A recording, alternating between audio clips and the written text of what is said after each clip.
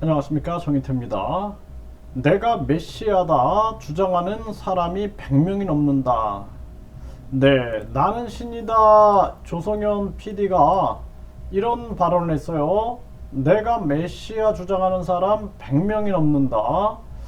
네, 이게 정말 심각한 그러한 문제가 아닐 수가 없습니다.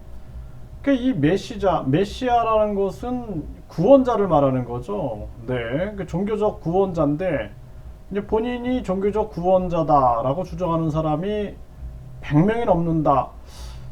내가 이제 신이다라고 주장하는 사람들 보면 수천 명이 돼요, 수천 명. 네, 그래서 뭐 무당부터 시작해서 각종 종교 집단에 보면은 본인이 신이다라고 주장하는 사람을 아주 쉽게 만날 수가 있습니다.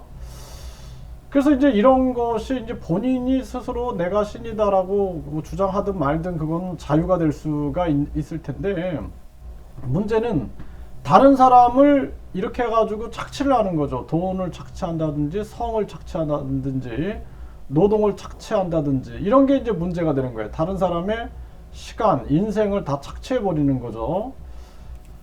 네, 내가 메시아 세뇌 후에 성폭력을 했다. 사회적 약자를 파고든다라는 거죠.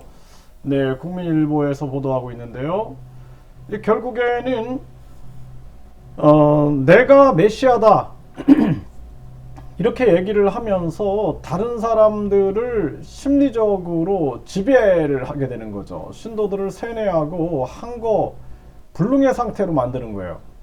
그래서 사람은 잘못된 것에 저항할 수 있는, 항거할 수 있는 그러한 힘을 가지고 있는데, 그것을 무력화시켜 버리는 거죠. 이게 정치인들도 그렇게 하는 경우가 되게 많죠. 그냥 자기들이 가지고 있는 힘을 가지고 권력, 돈 이런 걸 가지고 국민들의 저항을 무력화시켜 버리는 거죠. 이러한 모습들. 그래서 이런 사람들이 계속 나타나는 거죠. 네, 이게 참 안타까운 일입니다. 자기를 신적 존재로 만들어 가지고 반항하지 못하게 한 다음에 가스라이팅을 해서 성범죄로 이어지게 하는 이러한 사건들이 계속 터지고 있는 겁니다. 그래서 이러한 부분에 대해서 개인의 컴플렉스 등을 공략해 심리적으로 무너지고 의존할 수밖에 없는 상황으로 만들어낸다라는 거죠. 그래서 사람들이 그들 자칭 신들을 의존할 수 있게끔 만드는 거죠. 그렇게 해서 지금 같은 경우는 우리 사회가 굉장히 서민들이 고통스러우니까 이런 것을 틈타서 자신들이 메시아다 이러면서 또다시 그들에게 2차, 3차 가해를 진행하는 거죠. 이게 참 가슴 아픈 일이 아닐 수가 없습니다. 나는 메시아다. 여신도들 가스라이팅 한 뒤 성욕을 채운다. 네, 이러한 부분들 100명이 넘는다. 이게 수천 명이 됩니다. 네. JMS 전 부총재는 JMS 정명석을 재림예수라고 믿는 사이비 집단이다. 이렇게 얘기를 하고 있어요. 이 재림예수가 이 성폭력을 통해서 10년을 선고받았다. 그러면 이거 판단을 해야 되거든요. 아, 이거는 재림예수가 아니구나. 아니, 이게 사실상 가장 중요한 것은 누가 자신을 구원을 누가 해줍니까? 스스로 하는 거예요, 스스로. 네, 스스로 자기가 자기를 구원해야 됩니다. 그래서 우리가 이 삶이라는 것은 선택과 책임이에요. 자기가 선택하고 자기가 책임지는 겁니다. 내가 오늘 무엇을 먹을 것인가, 무엇을 할 것인가, 내가 누구를 만날 것인가, 내가 어떤 목표를 가질 것인가, 이거 다 자신이 선택하는 거거든요. 그리고 자기가 선택하고 자기가 거기에 대해서 책임지는 거예요. 그렇기 때문에 내가 오늘 예를 들어서 마약을 하겠다. 그러면은 그것도 자기가 선택했죠. 자기가 책임져야죠. 계속 중독돼 가지고 나중에는 벗어나지 못하고 인생이 망가지는 겁니다. 그런데 내가 오늘 열심히 살아야겠다 라고 선택을 한다. 그러면 거기에 따라서 좋은 결과가 또 나타나는 거죠.